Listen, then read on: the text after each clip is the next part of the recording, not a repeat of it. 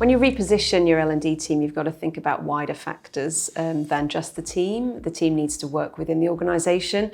So for me, things like environment and permission and culture are a great place to start. And what do I mean by environment? Well, this is the hardware that people have in order to learn, the environment physically where they can go, what's the classroom look like? But it's wider than that as well. It's the environment of understanding that learning can take place. So if, for example, you're giving people the option to watch TED Talks, can they do that on their phone? Can they do that on their computer? And if they're on their computer at work and, someone senior walks behind them, then is that person praising them and asking them what did they learn? Or are you suddenly, feeling guilty and they're being told off for watching TV at work? You really have to think about not just sort of shifting the team or shifting the way that you do learning, but how does that fit within the wider culture of the organisation? And that's where the permission piece comes in. How are you allowing people to engage in learning? How are you engaging them when they're working from home, for example? People want to learn on the train on the way in. Are you giving them the permission, or is your systems locked down so that can't work? Culturally, of course, do you have a learning culture? How are you going to build a learning culture? And that's really where all of your stakeholders across the entire organisation need to be engaged. I think some of that feeds into environment, permission and culture, but it stems from a place where you've got the right roles in L&D and you've got the right support. So at the end of the day, businesses don't much care about L&D. There's only us that cares. But how do we make them care? Well, we make them care by actually solving their business problems.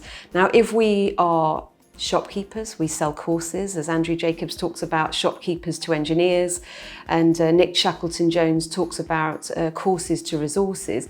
If we're still shopkeepering, why should they care about that? We can only create a learning culture when everybody throughout the organisation understands the impact that learning can make to the business.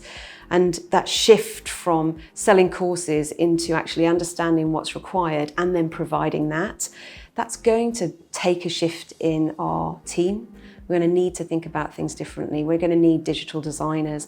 We're going to need people who understand how to provide learning in a way that people need. So we might need somebody that is a bit more technically focused, for example. We might also then need to consider how we're going to make ourselves into performance consultants. Can we have a good performance conversation? In which case we're then going to be providing learning that people need rather than guessing. We might need somebody who is really good with data analytics so that we can look at business analytics, business data, and really interpret that appropriately so that we can provide learning in a way that builds that culture rather than sort of sits separately from a business. I think some of it's skills and confidence. We've sold courses for forever, or we've provided courses forever, or we're face-to-face trainers, and it feels a little bit like our identity might move, or something that we know and comforts us actually needs to shift. So from an L&D manager's perspective, how are you resourcing and how are you supporting that move, and how are you upskilling teams? There's a lot of opportunity. There's really great opportunities with the e-learning network, with Learning Technologies Conference, with the CIPD, with the LPI, for people to feel confident in this shift. There's loads of books out there. It sounds really old-fashioned, but there's heaps of books that can comfort people into that shift and that move. But actually going and talking to your stakeholders is one way that you can feel closer to the business and feel more purposeful. Start with the end in mind. What are you trying to make?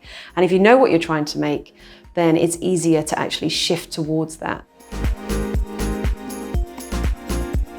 The rest of the business don't care. They don't speak our language, and actually flip that round, we don't speak their language. And so because we're not having conversations about what are your pain points, what's your business objective and how can we help with that, where they're selling courses, whether they're online courses or face-to-face courses, there's no interest. Until we get into their business as usual, we're never actually going to have that kind of impact. So you can do that by actually genuinely having an interesting conversation. You know, this is that shift of performance consulting. Talk to us about what your problems are and co-create together how you can solve those, and you'll get a lot more traction.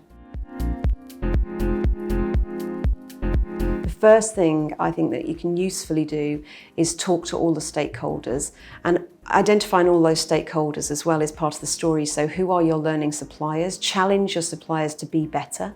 Do they only offer face-to-face in a window of a day or 3 days? What are they going to do for your learners beyond that window? You know, what's the digital presence that they can offer so that those learners can keep coming back?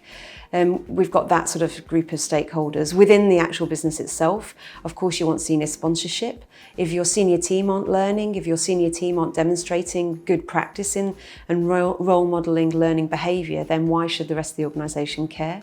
You've then got your line managers. If you're really helping them solve their pain points and make performance better, then you need to be aligned to what they're trying to achieve. And absolutely don't forget those people that are actually going on your programs, using your resources. What do they need and where do they need it?